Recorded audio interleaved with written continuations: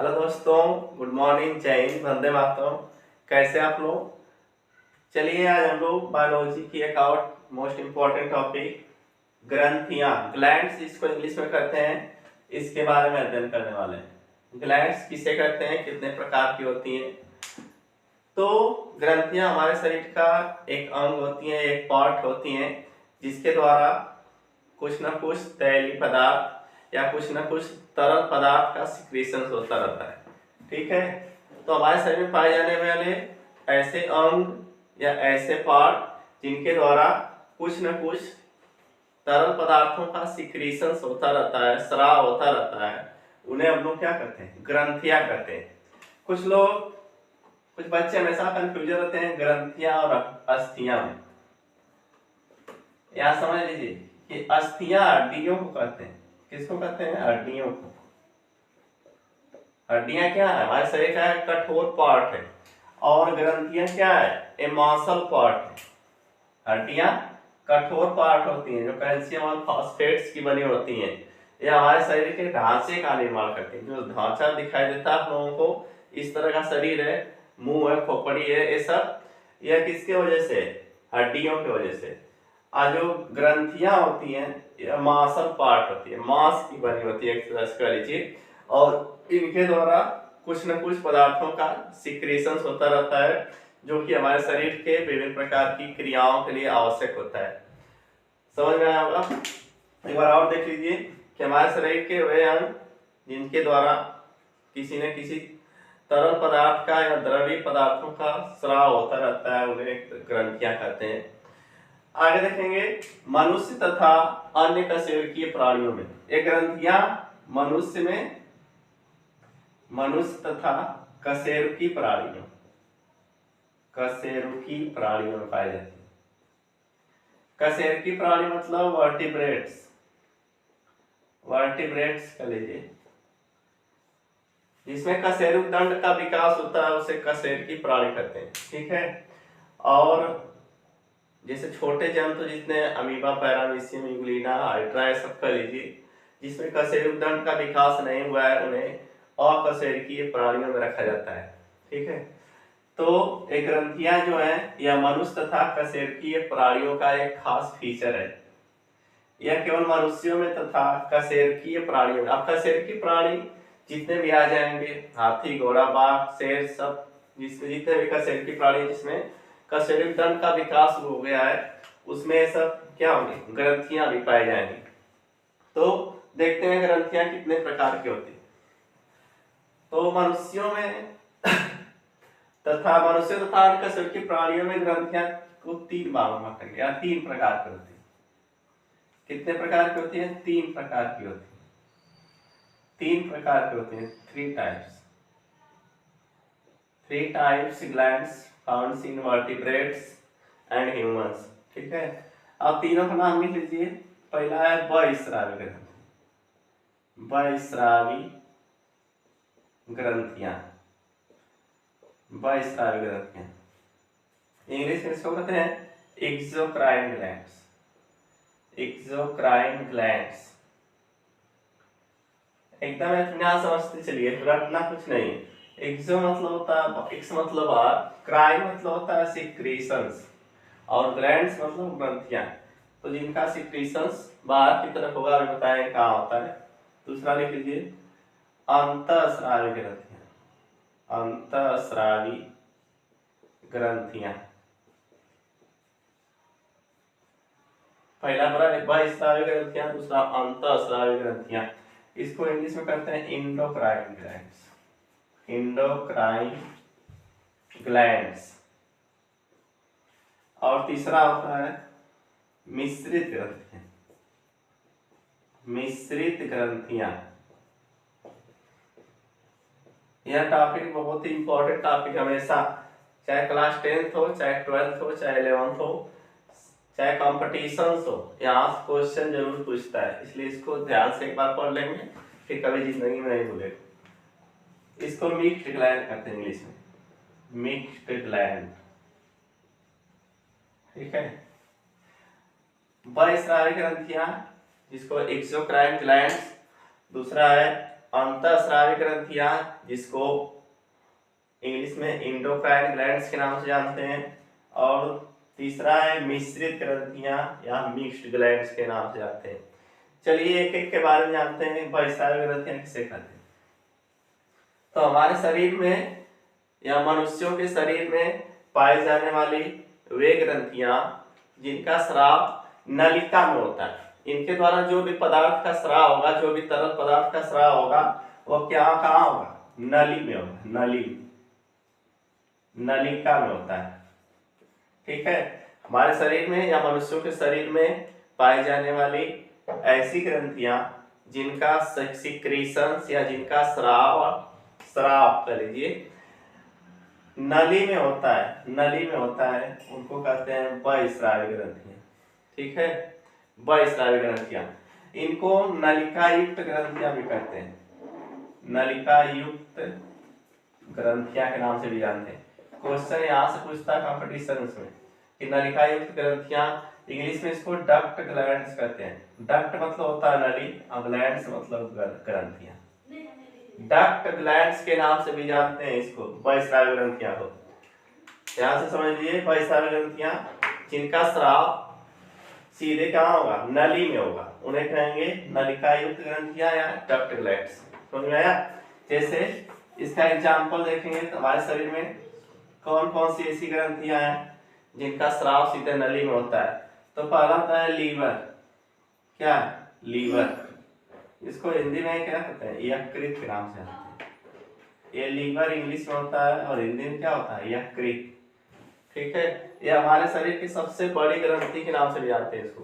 पूछेगा हमारे शरीर की सबसे बड़ी ग्रंथि बताइए, तो क्या बताएं? लीवर बताएं। दूसरा है श्वेत ग्रंथियां। श्वेत ग्रंथियां, श्वेत मतलब होता है पसीना। श्वेत ग्रंथियां, स्वेट कहते हैं, SWEAT, स्वेट ग्लैंड्स। ठीक है, श्वेत ग्रंथियां यानी जो पसीने, हमारे शरीर में विभिन्न जगहों से जो पसीना होता है वह एक ग्रंथि के द्वारा बाहर आता है हमारी स्किन पे।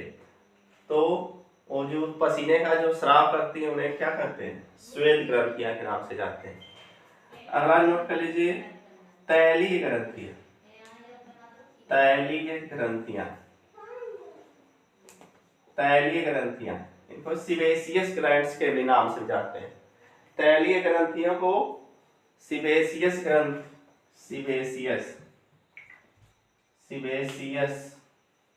ग्लैंड्स के नाम से जानते हैं इंग्लिश में। सीबेशियस ग्लैंड्स या तैलीय ग्रंथियां, इनके द्वारा यह हमारे शरीर के प्रत्येक भागों में मतलब त्वचा में फैली होती हैं। इनके द्वारा एक प्रकार का तैलीय पदार्थ निकलता रहता है, तेल की तरह पदार्थ निकलता रहता है, जिससे हमारी त्वचा क्या होती है? चिकनी रहती है हमेशा। देखते होंगे जाड़ों में त्वचा रूखी हो जाती है ये सब, क्यों? क्योंकि जाड़ों में जो हमारी स्किन है वह ठंड की वजह से तेल का सिक्रीशन नहीं कर पाती है, मतलब सिकुड़ जाती है, जिससे तेल क्या होते हैं? बाहर नहीं निकल पाते हैं ठंड की वजह से, और हमारी त्वचा क्या होती है? रूखर हो जाती है। लेकिन और सीजन्स में, गर्मियों वगैरह में हमेशा तेल का सिक्रीशन होता रहता है, इसलिए हमारी त्वचा क्या होती है? ऑयली बनी रहती है, चिकनी बनी रहती है। तो ये सब जो ग्रंथियां हैं यह किसका उदाहरण है? और इसी का एक और उदाहरण है लार ग्रंथियां। लार ग्रंथियां, सलाइवा ग्लैंड्स कहते हैं, सलीवरी ग्लैंड्स कह लीजिए या सलीवरी ग्लैंड्स। ठीक है, ये सब जो ग्रंथियां हैं वह कैसी ग्रंथियां हैं? बहिस्रावी ग्रंथियां। लीवर हुआ, श्वेत ग्रंथियां जिसको पसीना कहते हैं, श्वेत मतलब होता है पसीना, श्वेत लिखा है, श्वेत नहीं, श्वेत मतलब पसीना होता है, श्वेत मतलब सफेद हो जाएगा। तैलीय ग्रंथियां हैं, सीबेशियस ग्लैंड्स इसको कहते हैं। अगला है लार ग्रंथियां। चलिए ठीक है, अब अगला हम लोग देखेंगे दूसरा कौन सा है? दूसरी ग्रंथि है अंतःस्रावी ग्रंथियां। ये तो बहिस्रावी ग्रंथियां था, दूसरी आगे लिख लीजिए अंतःस्रावी ग्रंथियां। अंतःस्रावी ग्रंथियां, इंग्लिश में इसको इंडोक्राइन ग्लैंड्स के नाम से जानते हैं। Endocrine glands. अंतःस्रावी ग्रंथियां, अंत मतलब अंदर किसी के अंदर मतलब सीधे ब्लड में, तो इन्हें डक्टलेस, इनका और क्या नाम है, नलिकाविहीन ग्रंथियां, इन्हें नलिकाविहीन ग्रंथियां के नाम से भी जानते हैं। इंग्लिश में डक्टलेस ग्लैंड्स, इतना नाम है। पूछता है कि डक्टलेस ग्लैंड, नलिकाविहीन ग्रंथियां किसे कहते हैं, नाम ही बदल के 4 ऑप्शन दे देगा, कहेगा इसमें से किसका नाम है नलिकाविहीन ग्रंथियां, डक्टलेस ग्लैंड्स किसे कहते हैं। तो यहाँ से भी क्वेश्चन एक एक पॉइंट से परीक्षा में क्वेश्चन उठा सकता है।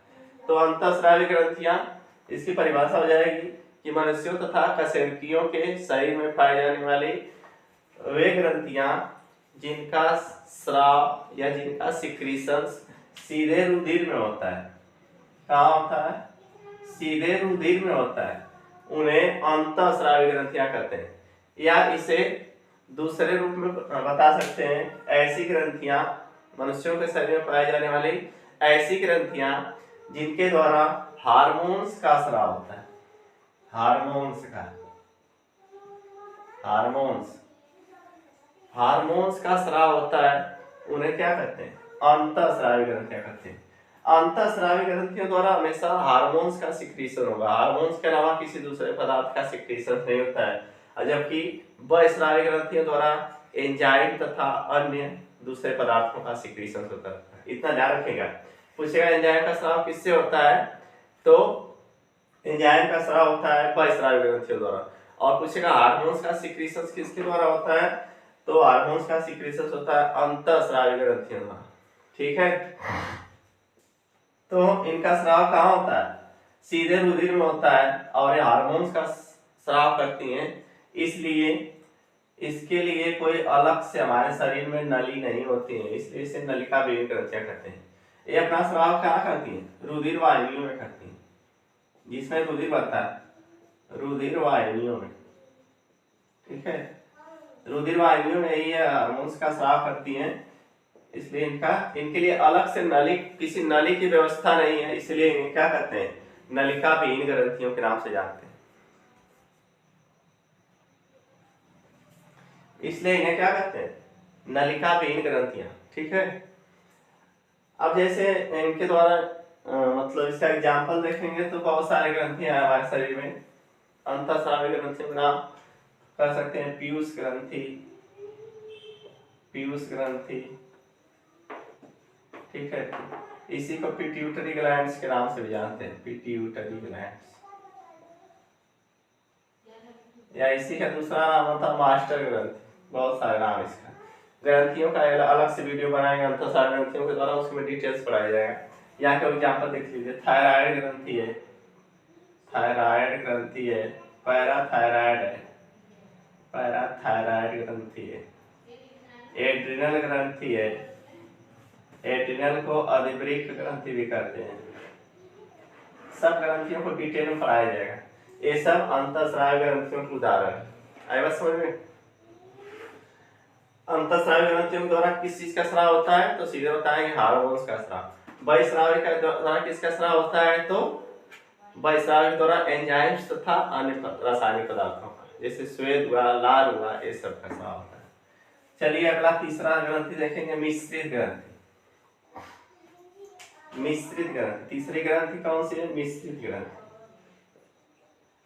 मिश्रित के नाम से ही पता चल रहा है कि किसी चीज का मिश्रण। ठीक है, मिश्रित ग्रंथि, इसको मिक्स्ड ग्लैंड्स के नाम से जानते हैं, मिक्स्ड ग्लैंड। मिश्रित मतलब मिला हुआ, मिश्रित मतलब क्या होता है, कोई दो चीजों को मिला दो तो उसे क्या कहते हैं, मिश्रण, उसी से बना मिश्रित। तो इस ग्रंथि में दोनों का भाग पाया जाता है, इसका कुछ भाग बहिस्रावी होता है, क्या होता है, बहिस्रावी, और इसका कुछ भाग अंतःस्रावी होता है, अंतःस्रावी। इसलिए इसको क्या कहते हैं, मिश्रित ग्रंथि कहते हैं। मनुष्यों के शरीर में पाई जाने वाली वह ग्रंथि या ऐसी ग्रंथियां जिनका कुछ भाग बहिस्रावी होता है या कुछ भाग अंतःस्रावी होता है, उसे मिश्रित ग्रंथि के नाम से जानते हैं। या इस तरह बता सकते हैं, हमारे शरीर में या मनुष्यों के या कशेरुकीय प्राणियों के शरीर में पाई जाने वाली ऐसी ग्रंथि जिसके द्वारा एंजाइम्स तथा हार्मोन्स दोनों का स्राव होता है, उसे मिश्रित ग्रंथि या मिक्स्ड ग्लैंड्स के नाम से जानते हैं। तो इसका एग्जाम्पल देख लेंगे। इसका भी बार बार परीक्षाओं में पूछता है कॉम्पिटिशन्स में कि इसमें से मिश्रित ग्रंथि कौन सी है। तो हमारे शरीर में एक है मिश्रित ग्रंथि जिसका नाम है अग्न्याशय है। क्या नाम है? अग्न्याश है। इसको इंग्लिश में पैनक्रियास के नाम से जानते हैं। यही है मिश्रित ग्रंथि। ठीक है, चलिए आज यहीं तक बस, मिलते हैं नेक्स्ट वीडियो में। तब तक के धन्यवाद। अगर प्लीज चैनल पे नए हो तो प्लीज चैनल को लाइक शेयर एंड सब्सक्राइब करना। थैंक्स।